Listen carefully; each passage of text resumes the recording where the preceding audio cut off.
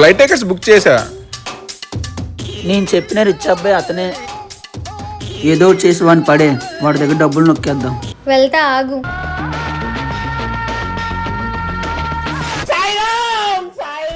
ఇలాంటి ఫేస్తో వాడిని ఏం పడేస్తావు గానీ ఏదో పని చేసుకుందాం పద.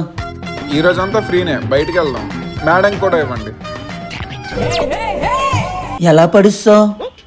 Face value. బ్లీచ్ వాడవా? పిగ్మెంటేషన్ ఎలా తగ్గింది?